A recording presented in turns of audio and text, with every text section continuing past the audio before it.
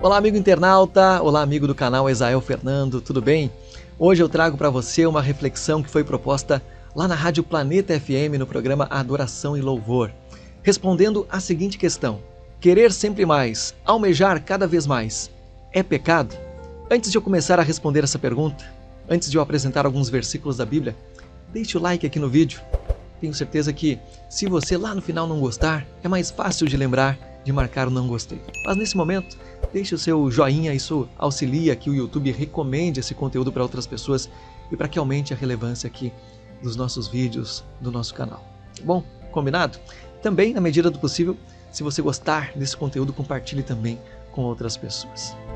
Pergunta de hoje, então: querer sempre mais, almejar cada vez mais, é pecado?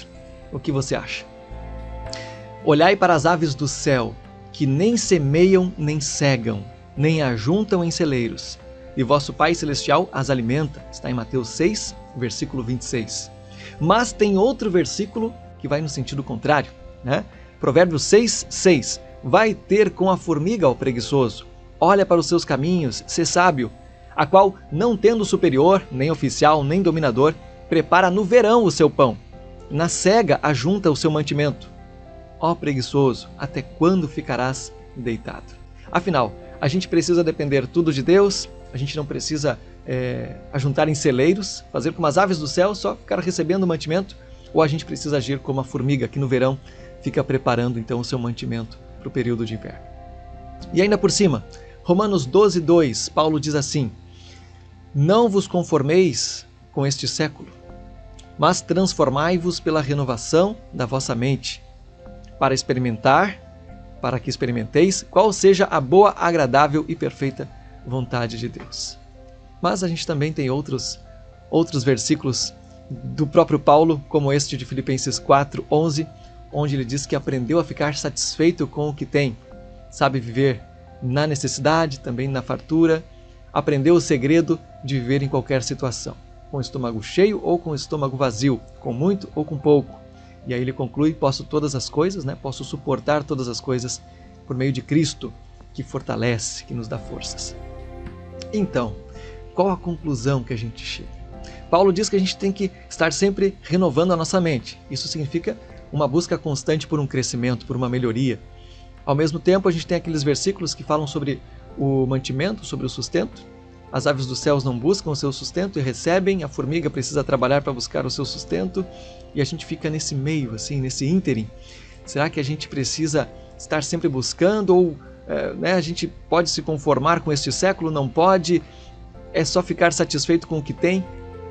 Olha, gostaria de separar duas coisas aqui com você nesse momento. Uma coisa são bens materiais, são coisas que são fruto da nossa avareza, do nosso orgulho, da nossa ganância, do nosso egoísmo. E outra coisa é o conhecimento. Vou dar alguns exemplos. Primeira carta de Paulo a Timóteo 6,10. O amor ao dinheiro é a raiz de todos os males. Algumas pessoas, por cobiçarem o dinheiro, desviaram-se da fé e se atormentaram com muitos sofrimentos. Provérbios 23:4. Não esgote suas forças tentando ficar rico. Tenha bom senso. Veja, ali diz o amor ao dinheiro. Agora disse: não esgote as suas forças. Agora vamos prestar atenção também no que diz aqui o versículo de Lucas 12:15. Cuidado, fiquem de sobreaviso contra todo tipo de ganância. A vida de um homem não consiste na quantidade de seus bens. Olha quantos versículos se referindo à parte financeira, à parte material, a parte exagerada de buscar felicidade e complemento nessas coisas que não dão suporte, não preenchem o vazio da vida. Mateus 6:24 conclui: ninguém pode servir a dois senhores, pois odiará um e amará o outro, ou se dedicará a um e desprezará o outro. Vocês não podem servir a Deus e ao dinheiro. Ao mesmo tempo em que nós não devemos nos extrapolar no que diz respeito ao trabalho, para que alcancemos bens materiais, nós precisamos buscar o conhecimento, a renovação da nossa mente, para nos aproximar de Deus. Porque aquele que simplesmente não busca conhecimento, ele vai ficando para trás. O pecado, ele trabalha da seguinte forma, né?